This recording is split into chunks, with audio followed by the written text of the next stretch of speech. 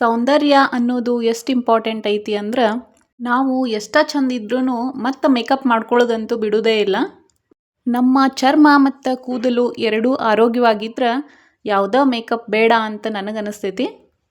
ಅವೆರಡು ಆರೋಗ್ಯವಾಗಿರ್ಬೇಕಂದ್ರೆ vitamin C ಬೇಕಾಗ್ತೈತಿ. ಎಲ್ಲ ಹಣ್ಣು ತರಕಾರಿಗಳಿಗೆ ಹೋಲಿಕೆ ಮಾಡಿದ್ರೆ ಲಿಂಬೆಹಣ್ಣು ಮತ್ತು ನೆಲ್ಲಿಕಾಯಿ ಒಳಗೆ ಸಾಕಷ್ಟು ಪ್ರಮಾಣದೊಳಗೆ ವಿಟಮಿನ್ ಸಿನ ನಾವು ನೋಡ್ಬೋದು. ಅದಕ್ಕಾಗಿ ಇವತ್ತು ನಾನು ನಮ್ಮ ಕಿಚನ್ ಒಳಗೆ ನೆಲ್ಲಿಕಾಯಿಂದ ಒಂದು ಸ್ವೀಟ್ ಉಪ್ಪಿನಕಾಯಿನ ಮಾಡತ್ತೀನಿ. ಬರ್ರಿ ಯಾವ ರೀತಿ ಮಾಡೋದಂತ ಹೇಳಿ ನೋಡೋಣ. ಮೊದಲು ನಾನಿಲ್ಲೇ ನೆಲ್ಲಿಕಾಯಿನ ಕ್ಲೀನಾಗಿ ವಾಶ್ ಮಾಡಿ ಸ್ಟೀಮ್ ಮಾಡಲಿಕ್ಕೆ ಇಟ್ಕೊಂಡೇನಿ. ಒಂದು 15 ನಿಮಿಷ ಮೀಡಿಯಮ್ ಫ್ಲೇಮ್ ಒಳಗೆ ಇದನ್ನು ಬೇಯಿಸಿದ್ರೆ ಈ ರೀತಿ ಸಾಫ್ಟ್ ಆಗ್ತಾವೆ ನೋಡ್ರಿ. ಇಷ್ಟಾದರೆ ಸಾಕು. ಒಂದು 10 ನಿಮಿಷ ವೆಯ್ಟ್ ಮಾಡಿದ್ರೆ ಇವೆಲ್ಲ ಕಂಪ್ಲೀಟಾಗಿ ಕೂಲ್ ಆಗ್ತಾವ್ರಿ. ಆಮೇಲೆ ತಗೊಂಡು ಈ ರೀತಿ ಬಿಡಿಸ್ಕೊಳ್ಳೋಣ ಅಂತ ಇವನ್ನೆಲ್ಲ. ಸ್ಟೀಮ್ ಮಾಡಿರೋದ್ರಿಂದ ಇವೆಲ್ಲ ತಾನ ಬಿಚ್ಕೊಳಕತ್ತಾವ. ಈ ರೀತಿ ಎಸಳು ತಾನ ಬರ್ತಾವ. ನಾವೇನು ಚಾಕುವಿಂದ ಕಟ್ ಮಾಡುವಂಥ ಅವಶ್ಯಕತೆ ಇರುವುದಿಲ್ಲ. ನಿಂಬೆಹಣ್ಣಿನ ಉಪ್ಪಿನಕಾಯಿ ಅಂತೂ ನಾವು ಆಲ್ಮೋಸ್ಟ್ ತಿಂದಿರ್ತೀವಿ. ಈ ರೀತಿ ನೆಲ್ಲಿಕಾಯಿ ಸೀಸನ್ ಒಳಗೆ ಬಂದಾಗ 1 kg ಮಾಡ್ಕೊಂಡ್ರೆ ಸಾಕಷ್ಟು ಆಗ್ತಾವ. ಮತ್ತು 6 ತಿಂಗಳವರೆಗೂ ಇದನ್ನ ಸ್ಟೋರ್ ಮಾಡಿ ಇಟ್ಕೋಬೋದು ನಾವು. ಈ ರೆಸಿಪಿ ಭಾಳ ಸಿಂಪಲ್ ಐತ್ರಿ ಮತ್ತು ಜಾಸ್ತಿ ಇಂಗ್ರೀಡಿಯೆಂಟು ಬೇಕಾಗೋದಿಲ್ಲ. ಒಂದು ½ an hour ಟೈಮ್ ಒಳಗೆ ಆರಾಮಾಗಿ ಮಾಡ್ಕೊಂಡು ಬಿಡ್ಬೋದು. ಈಗ ನಾನಿಲ್ಲಿ ಎಲ್ಲ ನೆಲ್ಲಿಕಾಯಿ ಹೋಳನ್ನು ಸಪ್ರೇಟ್ ಮಾಡಿ ಇಟ್ಕೊಂಡೇನಿ ಬೀಜದಿಂದ. ಇವು ನೆಲ್ಲಿಕಾಯಿ 350 ಗ್ರಾಮ್ನಷ್ಟು ಅದಾವ್ರಿ. ಅರ್ಧ kg ಒಳಗೆ ಇದಿಷ್ಟು ಉಳಿದಿತ್ತು. ಹಾಗಾಗಿ ಇವನ್ನ ಉಪ್ಪಿನಕಾಯಿ ಮಾಡತ್ತೇನೆ ನಾನು. ಈಗ ಇದಕ್ಕೆ ಒಂದು ಮಸಾಲೆ ಪೌಡ್ರನ್ನ ರೆಡಿ ಮಾಡ್ಕೊಳ್ಳೋಣ ಅಂತ.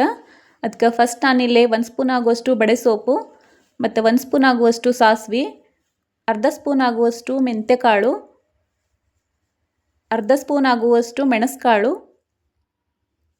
ಮತ್ತು 1 ಸ್ಪೂನ್ ಆಗುವಷ್ಟು ಜೀರಿಗೆನ ಸರಿಯಾಗಿ ಹುರ್ಕೊಳತ್ತೀನಿ.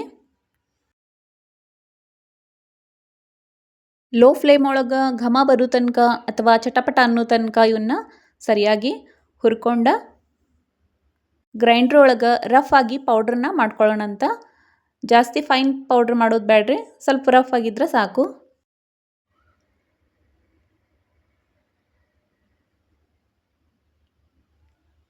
ಇವಾಗ ಪೌಡ್ರ್ ರೆಡಿ ಆಗೈತೆ ನೋಡ್ರಿ. ಭಾಳ ಸಣ್ಣಗೆ ಪೌಡ್ರ್ ಮಾಡಿಲ್ಲ, ಸ್ವಲ್ಪ ತರಿ ಆಗೈತಿ. ಇಷ್ಟಾದ್ರೆ ಸಾಕು. ಈಗ ಉಪ್ಪಿನಕಾಯಿಗೆ ಒಗ್ಗರಣೆ ಹಾಕೋಣ ಅಂತ.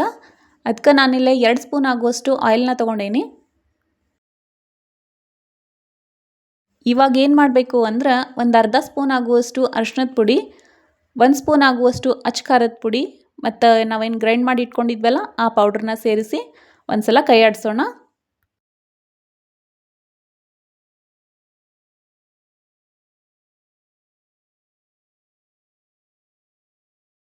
ಆಯಿಲ್ ಒಳಗೆ ಒಂದು ಸಲ ಸರಿಯಾಗಿ ಎಲ್ಲ ಫ್ರೈ ಆದಮೇಲೆ 1/4 ಚಮಚ ಆಗುವಷ್ಟು ಇಂಗನ್ನು ಸೇರಿಸ್ಕೊಂಡೇನಿ ನಾನಿಲ್ಲಿ. ಇಂಗು ಬೇಡ ಅಂದ್ರೆ ಸ್ಕಿಪ್ ಮಾಡ್ಬೋದ್ರಿ.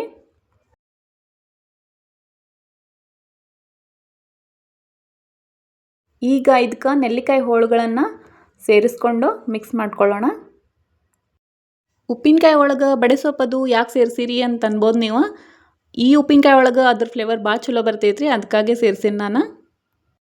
ಈ ನೆಲ್ಲಿಕಾಯಿಂದ ನಮ್ಮ ಆರೋಗ್ಯಕ್ಕಂತೂ ಭಾಳ ಉಪಯೋಗ ಐತ್ರಿ.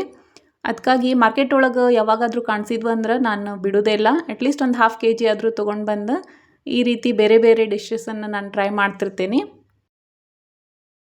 ಇವಾಗ ನೆಲ್ಲಿಕಾಯಿ ಮತ್ತು ಮಸಾಲೆ ಎಲ್ಲ ಸರಿಯಾಗಿ ಮಿಕ್ಸ್ ಆದಮೇಲೆ 1 ಸ್ಪೂನ್ ಆಗುವಷ್ಟು ಉಪ್ಪನ್ನು ಸೇರಿಸ್ಕೊಂಡೇನಿ ಮತ್ತು 1 ಸಣ್ಣ ಬಟ್ಲಾಗುವಷ್ಟು ಬೆಲ್ಲನ ಇಲ್ಲೇ ಪುಡಿ ಮಾಡಿ ಸೇರಿಸ್ಕೊಳತ್ತೇನೆ. ನಾನಿವತ್ತು ಸಿಹಿ ಉಪ್ಪಿನಕಾಯಿ ಮಾಡ್ತಿರೋದ್ರಿಂದ ಬೆಲ್ಲದ ಪ್ರಮಾಣ ಸ್ವಲ್ಪ ಜಾಸ್ತಿ ಐತ್ರಿ. ಬೆಲ್ಲ ನಮ್ಗೆ ಇಷ್ಟು ಸೇರಂಗಿಲ್ಲ ಅಂದ್ರೆ ಕ್ವಾಂಟಿಟಿನ ಕಡಿಮೆ ಮಾಡ್ಕೋಬೋದು. ಅಥವಾ 1 ಸ್ಪೂನ್ ಆಗುವಷ್ಟು ಬೆಲ್ಲ ಹಾಕಿ ಮಿಕ್ಕಿದ್ದು ಇನ್ನೂ ಸ್ವಲ್ಪ ಉಪ್ಪು ಮತ್ತು ಖಾರನ ಸೇರಿಸ್ಕೊಂಡು ಆ ಉಪ್ಪಿನಕಾಯಿನೂ ಮಾಡ್ಕೋಬೋದು. ಬೆಲ್ಲ ಸೇರಿಸ್ಕೊಂಡ್ಮೇಲೆ ಇದು ಪಾಕ ಆಗಲಿಕ್ಕೆ ರೆಡಿ ಆಗ್ತೈತ್ರಿ. ಬೆಲ್ಲ ಎಲ್ಲ ಕರಗೈತಿ. ಇವಾಗ ನೋಡ್ರಿ ಲಿಕ್ವಿಡ್ ಆಗೈತಿ. ಇದು ಒಂದು 10 ನಿಮಿಷದ ತನಕ ಮೀಡಿಯಮ್ ಫ್ಲೇಮ್ ಒಳಗೆ ಸರಿಯಾಗಿ ಬೇಯಿಸ್ಕೋಬೇಕಾಗ್ತೈತ್ರಿ. ಸರಿಯಾಗಿ ಕುದಿಸ್ಕೊಂಡ್ವಿ ಅಂದ್ರೆ ಭಾಳ ದಿನದ ತನಕ ನಾವು ಇದನ್ನ ಸ್ಟೋರ್ ಮಾಡಿ ಇಟ್ಕೋಬೋದು. ಐ ಹೋಪ್ ವಿಡಿಯೋ ನಿಮ್ಗೆ ಇಷ್ಟ ಆಗೈತೆ ಅಂತ ಅನ್ಕೋತೀನಿ. Thank you.